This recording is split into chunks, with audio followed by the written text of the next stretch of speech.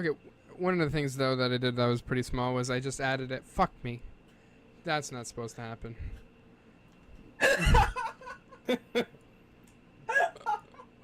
What is going on?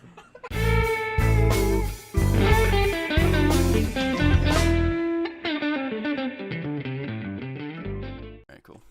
Alright, so what I've been working on the past 3 weeks, because we decided to not do this for the 4th of July weekend, we were all kind of all over the place, weren't able to actually get it done then, so we're just going to do it now. So for the past 3 weeks, I've been doing a lot more work on the UI stuff, porting it over, like I talked about 3 weeks ago, porting it over to the new UI system using HTML, JavaScript, CSS.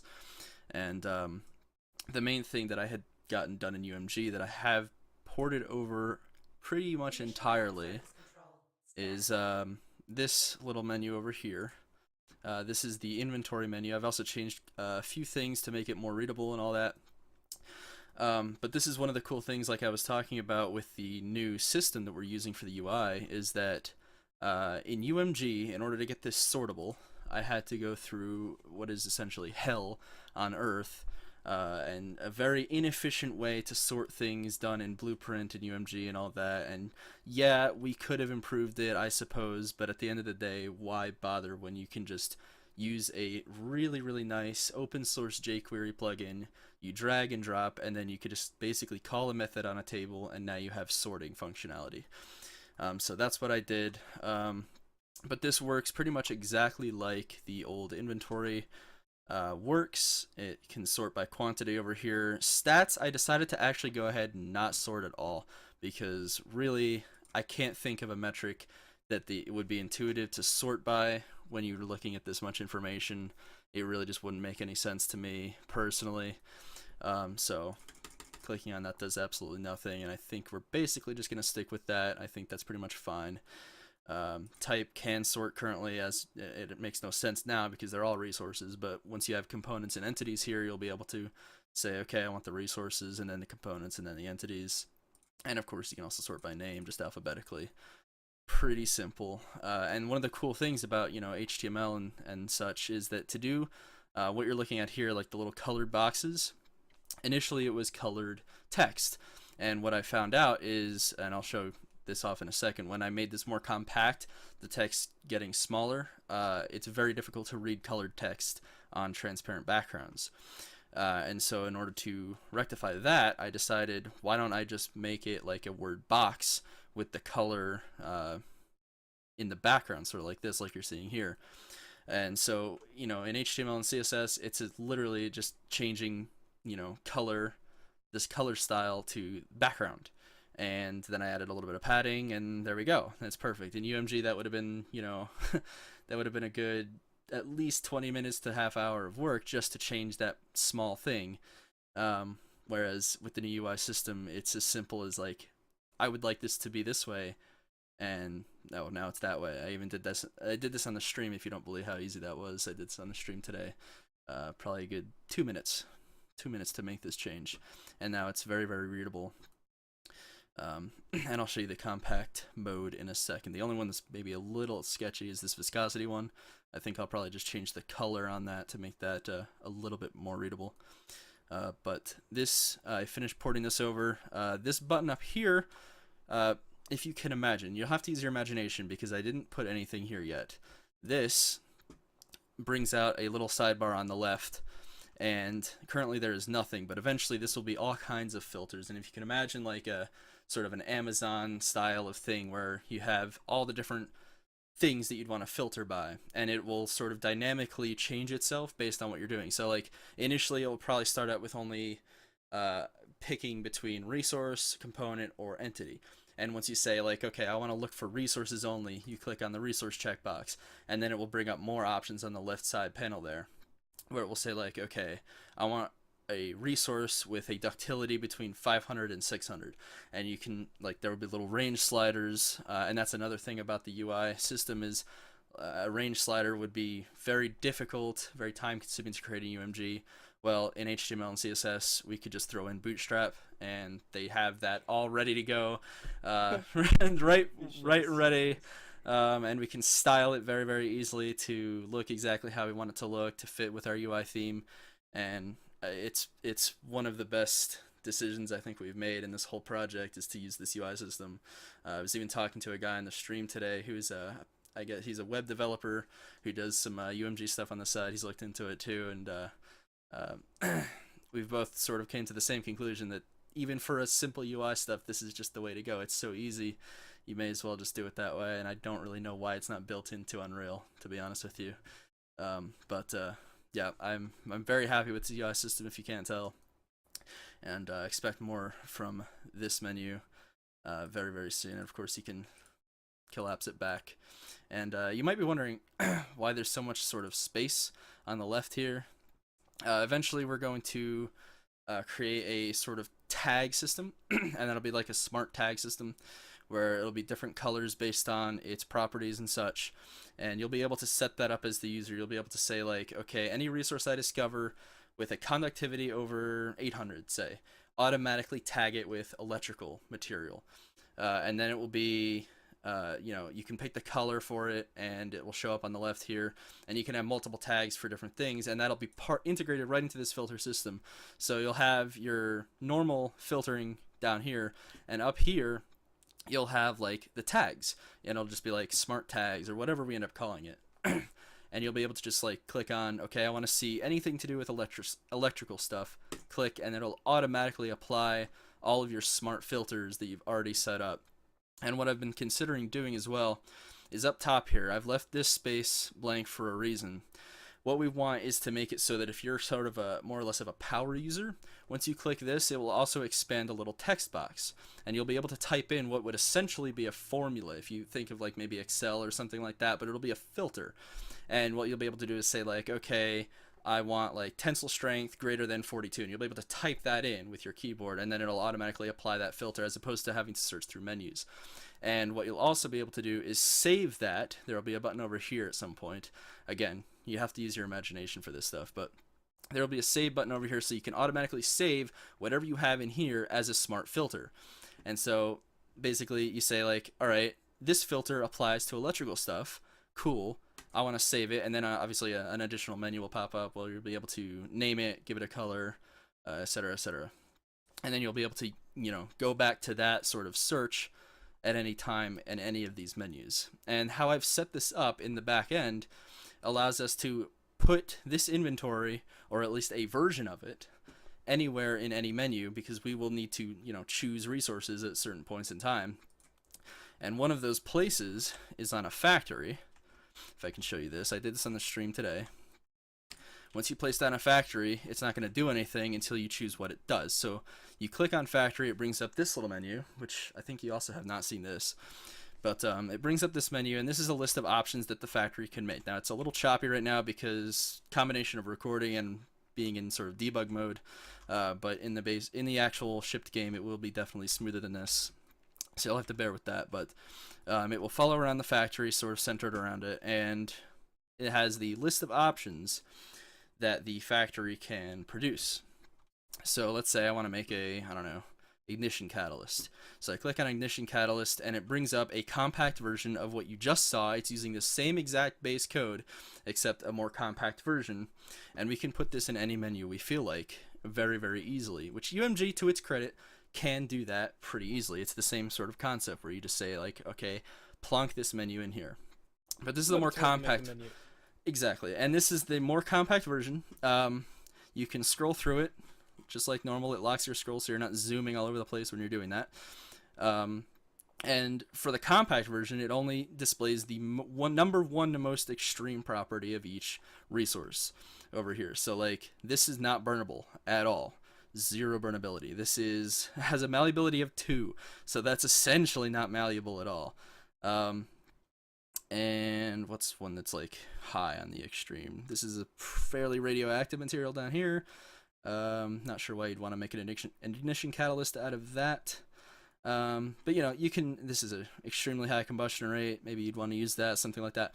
But you can also, of course, sort here just like normal. It's the exact same base code for the menu, like I said. So right now you cannot choose anything because I haven't gotten to that yet, but you'll also be able to filter here as well. That does scrunch this down a fair bit, but you will be able to do that, and you'll be able to choose, your smart filters just the same as in the expanded menu. And I might end up making this menu a little bit bigger than it is currently, just so I can fit this filtering system in here and have it be a little less scrunched down. But for now, I think this works out okay. And that is more or less what I've been working on. This same menu will apply to components as well. So once we get to, the additional machines and such, you'll be able to, like, say, select an ignition catalyst, and it'll be the exact same way. They'll have stats. Their stats will be more along the lines of efficiency, heat production, things like that. You'll be able to filter that the exact same way. And so I'm pretty happy about that. Pretty excited to, continue working on that and get this to a point where we're gonna have an actual gameplay in, very, very soon. Very soon we'll have the ability to go from nothing to you go to a planet, and then you can start producing things. You can start using them to build ships, colonizing other planets, diplomacy, all that crazy stuff. It's right around the corner. We're extremely close right now. Also, does this even work anymore? It does work. Okay. I don't remember if I showed this off or not on the other devlog, but if I didn't, really, really quickly, this is a port of the dock menu. It's basic, but it's the same exact deal. And the other cool thing about UMG versus this is this doesn't lag. This is pretty much instantaneous. This is more ships, by the way. This is more ships than I had in the other dock menu in UMG. In UMG, this took, a good quarter to a half second. Maybe you didn't notice on the devlog. Not sure if it really came through or not. Or if it was noticeable, but it did have a bit of lag. And when you're talking about 100 or more ships, even on one planet, for a dock menu, that's not acceptable. That would lag at all. And this does not lag. Now, granted, that did take a little bit of doing to make that not lag at all. But now, theoretically, we could, tons and tons of ships, and it wouldn't lag because of how I've structured it in the JavaScript backend of this menu. So, and people will have very, very nice. They absolutely will have tons and tons of ships, and the sorting thing is much more efficient. So you'll be able to sort, by your shields and cargo and fuel on however many ships you have, and it should be just as instantaneous as you're seeing right there. And I think that's it. I think that is it. I think that's about everything. UI. Yep. It's so good. Yep. It's so good. The ringy things on the sides. I do like the ringy things. It's so amazing. I don't know what else to call them. Ringy things. That's what they are. They're rings. They're ringy things. Tech rings. Tech rings is what they're called, I guess, technically speaking. All right. Well, since we had an issue and I had no sound, so we're gonna go over this again, very briefly. Let's see. Post-process. So anyway, I was saying this before, but I was working on the heat map thing, and I wasn't able to get that to work because post-processing is weird. So I'll continue working on that later. But in the process of doing that, I also started working on a different thing, which is like a resource scanning effect. Now every time I press my push-to-talk key, this is gonna freeze up. Oh my god. So anyway, basically what this is a way that you'll be able to scan and look for resource node. Normally I think they're just black dots on the map right now. But yeah, the idea is you would be able to place down a machine, and it would scan around, and it would find these little circles which indicate that there's resources there. The way that this works is gonna have to change, so we just figured out, because post-processing is dumb. That's really the only thing I can think of. It doesn't have any way that I can think of programmatically adding this type of thing. It's basically this tied into this, tied into all of this is one of those circles. So, and I can enable them and disable them at runtime, but I can't add these at runtime. So the problem being there could be thousands of resources, and I don't want to have to make 1,000 of these. So that would be terrible. I don't blame you. Yeah. So I'm not sure how I'm gonna have to fix this, but I'm gonna have to fix We'll this. find a way. We'll find It a way. it'll We it'll found a work. way to do what we want to do. And this is no different. Yeah. So, and whatever solution I find to that will probably be the same solution I use for the heat map, because that has the same type of issue. The thing is like, I just tried to do this, and I could do the same thing for the heat map, but the problem being like, again, I can't add these at runtime. I feel like we had to have already said that though for the selection, because that was last month I implemented it. Like almost, it was last month of yesterday. The last time all three of us did a devlog It was 5 weeks ago. 5 weeks ago. Really? Yeah. Yes, fuck. I did it alone last time. Holy Yeah, shit. And that was 3 weeks ago. I checked, and the last devlog we were all in was when we were talking about me maybe implementing it. And I did. And yeah. And anyway, what we're talking about, because Kill is, you know, a mind reader and can, you know, he knows because we've done this before. I just know. So the other thing I did was more fun than that and actually works. Basically, it's just a ship selection. It's a slip. It basically just shows that your ships are selected at any given time. And so if there's like a ship that's not selected, it'll draw the ship through it, stuff like that.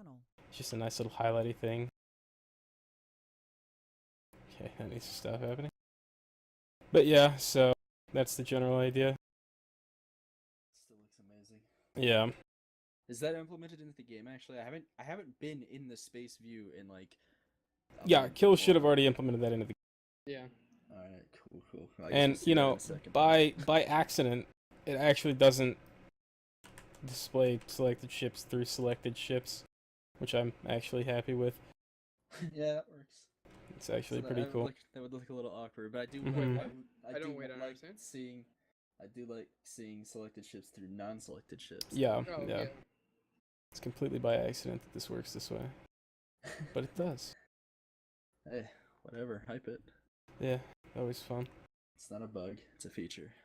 Yeah. And we could potentially use this effect on like any number of things if we wanted to. Selected machines. It's definitely. yeah. And it's literally just as simple as like changing a few variables. It's like nothing terribly crazy. You can make these numbers whatever you want. This is a fun way to do it. Super ridiculously wide lines.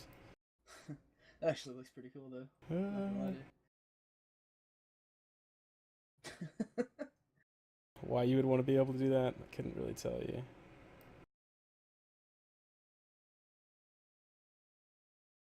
I mean, we may want to make the lines a little bit wider, to be honest, because like it's kind of, I'd say it's a little difficult. Yeah, we can like easily, like that's just a thing you can change.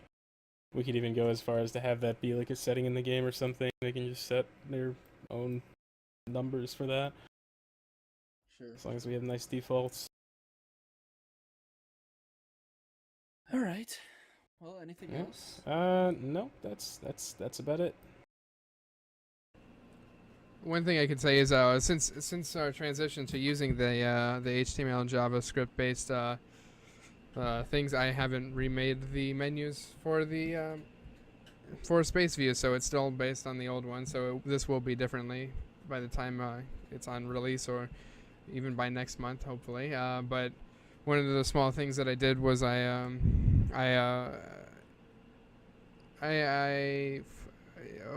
shit.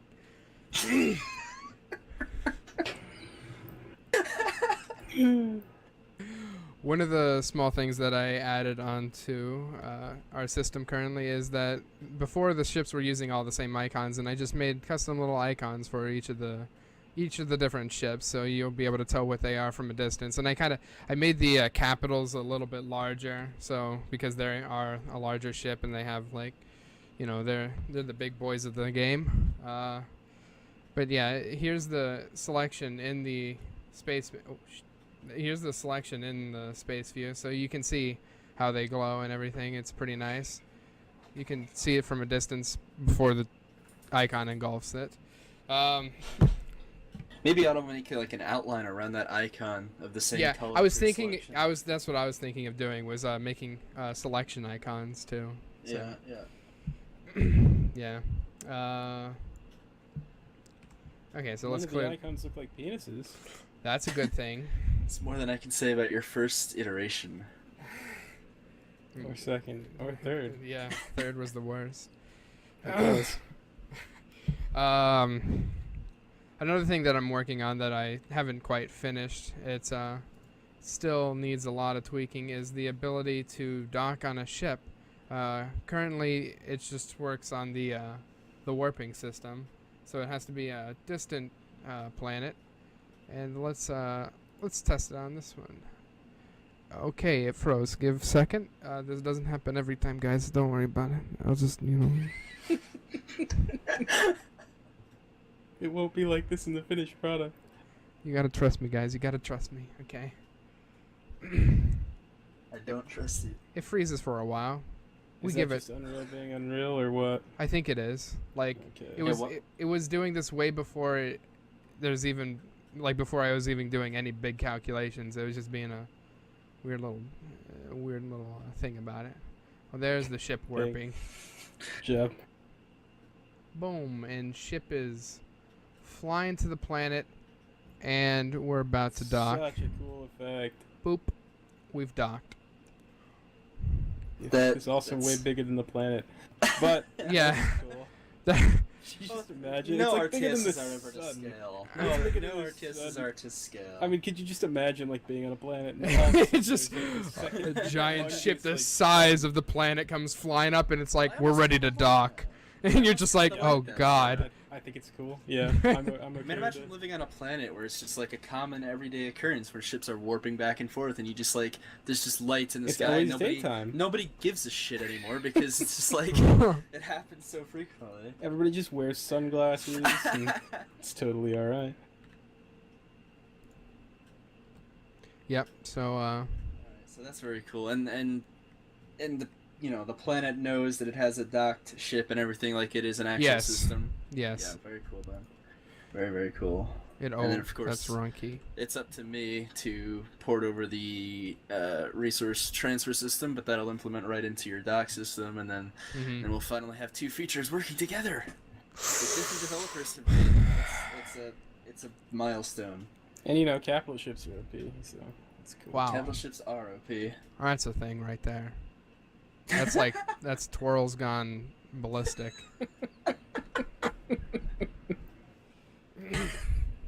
That might still be in the game unreleased. The thing is, I've tried to do a slight, just a temporary fix for it, where I figured what it was is that the ships were trying to stay in that location, stay right there in that vector, and they were just constantly moving. They were just constantly moving, trying to get back into it though. But I made it so once they get that close, they stop trying to get there, but they still twirl. There's no stopping the twirl. Just have to implement a specific anti-twirl Yeah. function. Just all right, are you twirling? Fucking stop. Stop twirlies. Here's the capital joining in now. That's Just good. make this the little loading indicator. Just a capital ship twirling. Just sitting there. Okay, so outros, right? Perfect. Outros. Go ahead. Let's see. Oh. You've had 5 weeks to prepare, and you've done it, 4 or 5 times now. So, let's see. What I you also got. made a little key to turn on that big battle. I made a bunch of Oh, keys yeah. for things. All right, so I'll just turn on the big battle. It's always the classic outro. Let's see here. 5 weeks to prepare for an outro, and it's gonna be like it's week 1. All right. Let's click back on here so we get that high frame rate. Okay. Okay. Breathe in. Get it under control. This is just a simple outro. Just the outro to a video. It's nothing major. Why am I sweating so heavy, guys? All right. Heavy. So, yeah. Okay. Okay, so if they like what we're doing, they're the subscribees, follows. You don't have to be a robot about it, by the way. I have to be a robot about it. You don't. If you like what we're doing, you can subscribe on YouTube, follow on Twitter, like and follow us on Facebook. And if you really want to help support us out, there's a Patreon that you can give money to us for the stuff. And we'll do dev streams every Tuesday through Saturday on Twitch. It wasn't too bad, I guess.